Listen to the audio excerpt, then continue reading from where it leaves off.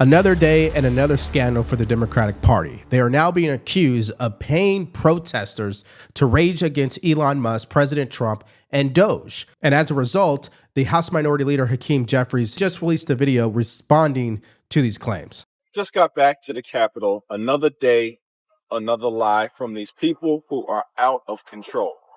I'm told that Donald Trump, Mike Johnson, and the extreme MAGA Republicans are claiming that Democrats are sending paid protesters into their town hall meetings.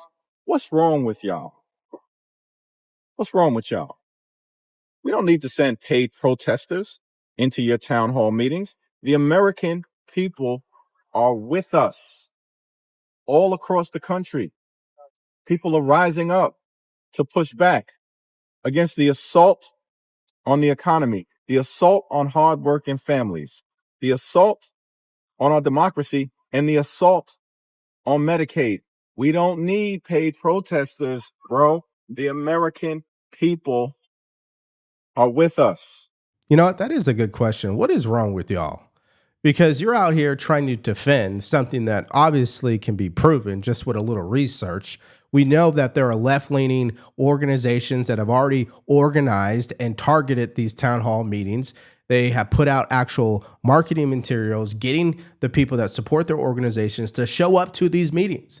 So it's not like it isn't happening, okay? That's the first thing. Secondly, Scott Jennings points it out pretty clearly here. You're not going to find people at this meeting who actually agreed with Elon Musk to begin with. Nobody loves going to a Republican town hall meeting like crazed liberal Democrat activists. I have no doubt they are their constituents, but these people,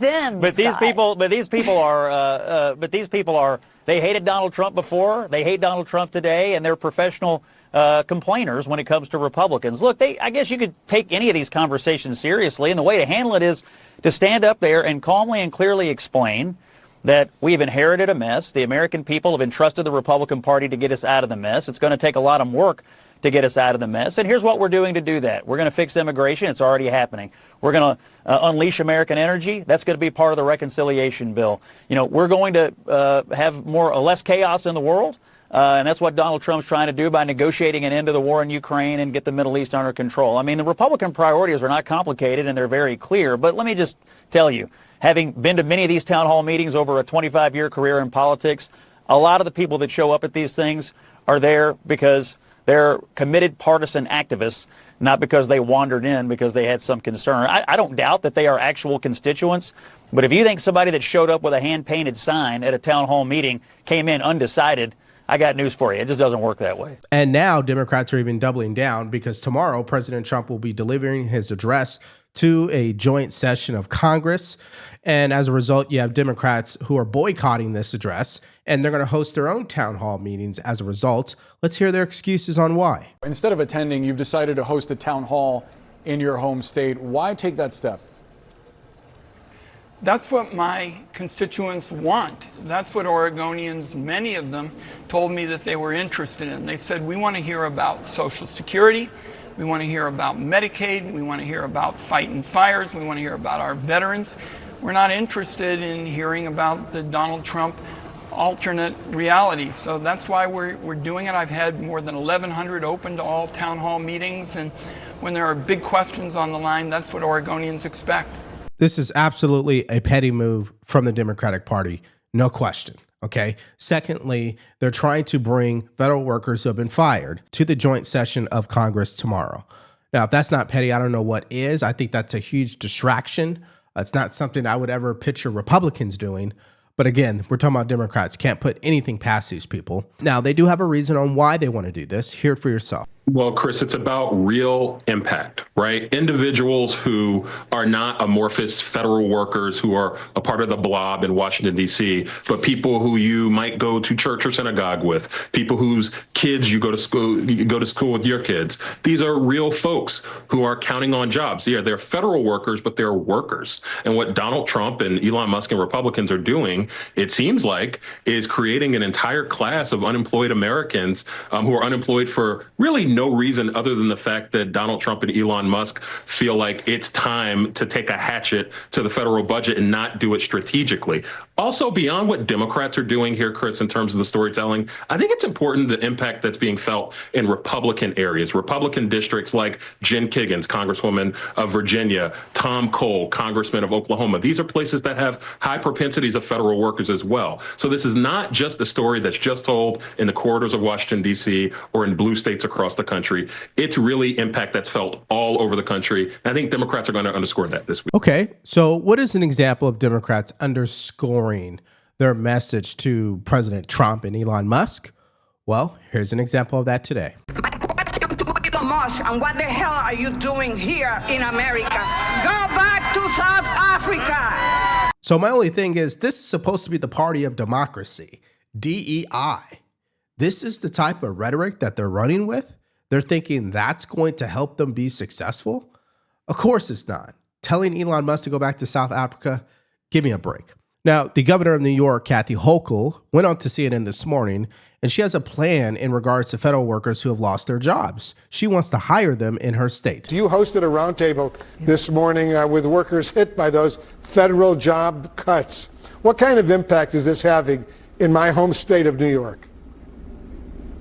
It is absolutely devastating. You know, some people are on the verge of tears. I gathered about 10 people who unceremoniously were dumped, some of them on Valentine's Day. People that were working to fight consumer fraud, making sure that the huge corporations that are trying to evade taxes have to pay. People who take care of our veterans, people who are making us safe, all of them were just dumped. And I know the Trump-Musk administration doesn't have regard for them. They think they're disposable, that they make no contributions. But guess what? These are people who keep our skies safe. They're the ones who are researching, making sure we can have cures for our kids so our kids don't get sick, taking care of vaccinations. Countless ways that these are highly valuable people. But in New York, we're saying you get fired by them. In New York, you're hired. So my question to the governor is, everyone that is being fired important? Is every single employee that has been let go essential, critical to our safety? Are you suggesting that there should be no cuts?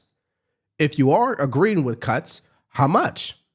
See, you spend all this time being hyperbolic, but you're not actually being clear or providing any solutions in regards to that entire plan to shrink the federal government. Now, you're the governor of your state. You can expand your government if you like. And just literally today, you'll start seeing in Washington at Union Station, you'll see ads that show basically this message, that you want a job in public service, we respect you, we want you to stay, and so here it is. We want you to come back and work for us. I will hire you. I need you. We have 7,000 openings in the state of New York, and we value public service. Public servants take care of our people. That's what it's all about. So come on board. We'll hire you. All right, so let's just be honest here. She has 7,000 positions that are open. The reason why they probably haven't been filled is because the high cost of living, the high tax rate, the crime levels over there, not to mention how hard it is to find a decent place. I mean, come on, give us a break. I don't think in mass government employees are going to take her up on that offer unless she raises the wages. I know they're all about that. Now let's go to the next story, because you see them melting down over that. But wait till you hear what Trump confirmed today, which is 25% tariffs on Canada and Mexico. Yes, that is going to happen starting tomorrow. Here is the president announcing that. On the tariffs, is there any room left for Canada and Mexico to make a deal before midnight? And should we expect those Chinese tariffs, the extra 10%, to take no room left for Mexico or for Canada? No, the tariffs, they're all set. They go into effect tomorrow. Mr. President, just to follow up on my colleague's question. And just so you understand, vast amounts of fentanyl have poured into our country from Mexico. And as you know, also from China, where it goes to Mexico and goes to Canada. And China also had an additional 10, so it's 10 plus 10. And it comes in from Canada and it comes in from Mexico. And that's a very important thing to say. Yep. So the real question here is, will these tariffs increase prices? On the Trump side, the answer is no. Clearly, on the Democrat side in the media, the answer is yes. Now, before I give you more of the Trump side, let's hear an example of how the media is trying to spin this. How could this latest round of tariffs impact the prices we pay? Yeah, I mean, look, we saw it happen when Trump was actually in office the first time around. He levied a number of tariffs, not on every product, but on many categories of products. And we saw those prices increase. Prices have been actually steadily higher since about 2019. We talk a lot about inflation, and inflation is the rate of change in prices. Yes, that rate of change has gotten lower than it was before, but those prices themselves have not come back down. And so if tariffs are levied on goods, it quite literally happens at the moment that those goods cross the border. And that's when they effectively are asked to pay an extra 25%, as we believe it may be right now, on all goods coming into the United States from Mexico and Canada, and an additional 10% on goods coming into the United States from China. And so then what ends up happening is, as those companies' bills are 25% more expensive to bring goods or sell goods in the United States, they often pass that extra 25% along right to U.S. consumers in the form of price. They're not writing checks to the government at all. And that is, to Brendan's point, much of what the president has described. That's simply not how the mechanics of tariffs work. So clearly she sounds confident in what she is saying. But only one question I have for her is going to disrupt all this. If President Trump implemented tariffs during his first administration and they caused prices to skyrocket, which she made the claim since 2019, then why did Joe Biden and his administration keep those tariffs in place? Can someone please explain that to me? Now, maybe the answer is we're in a different situation economically, and that might be true. So the bottom line here is let the results tell the story on this debate. Now, let's give the new Secretary of Commerce an opportunity to explain why these tariffs are going into effect. Remember, these tariffs were set because the border was wide open. We needed to close it, and we want our trading partners to close it. Why are we building a wall when the most important trading partner to Mexico and Canada is America? They should be more respectful to us. They should be stopping caravans. And that's what the president set these tariffs about. He said, stop the flow of immigration and stop the flow of fentanyl killing our people. 75,000 autopsy deaths of fentanyl in America. It's got to stop. And the president is trying to make sure that Mexico and Canada stop it. Now, Doug Ford, who is the premier of the largest province in Canada, he had a message to all Americans today because he knows that these tariffs are going into effect tomorrow. He claims that America is going to feel a pain they never felt before. We are the largest purchaser of alcohol in the world. We buy over 3,600 products from 35 states. I talked to the governor of Kentucky and Mitch McConnell. Don't touch our bourbon. I'm going after absolutely everything. And I don't want to. We keep the lights on to 1.5 million homes in manufacturing in New York, in Michigan, and in Minnesota. If he wants to destroy our economy and our families, I will shut down the electricity going down to the U.S. And I'm telling you, we will do it. It's unfortunate. I would rather ship you more electricity, ship you more critical minerals. I want to ship you more energy, more potash to keep your farmers going, and uranium that you use for your nuclear power. It comes through from Saskatchewan over to Ontario. And it's going to be a massive, massive problem. We're the number one trading customer to 28 states. And a lot of them are red states. They're going to feel the pain like they've never felt before. We're going to feel the pain. But I'll tell you, Canadians are resilient. We're strong. We're proud. And we're going to fight back like they've never seen before. It's fascinating when you hear these individuals state that Canada is your best friend, America, that we've been with you every step of the way. Then why do you allow the cartels to set up shop in your own country, mass producing fentanyl that they smuggle across the border? Why is it that the immigration system is so relaxed that everybody knows if they want to get into America, you go through Canada first? And I'm talking about terrorists.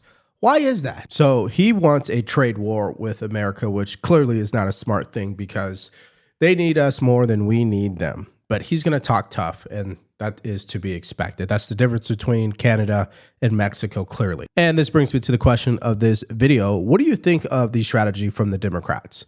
Do you think it's smart for them to host their own town hall meeting? The only way they're able to do that is to boycott the address tomorrow from President Trump. Do you think that is smart on their behalf? or do you think it's going to backfire? Let me know what you think about all that in the comment section below. Now, earlier today, there were reports stating that the Ukrainian president Zelenskyy is ready to sign the mineral deal. Now, what happened between last Friday and today? Well, if you want to know, all you have to do is click on that video because it's coming up right now.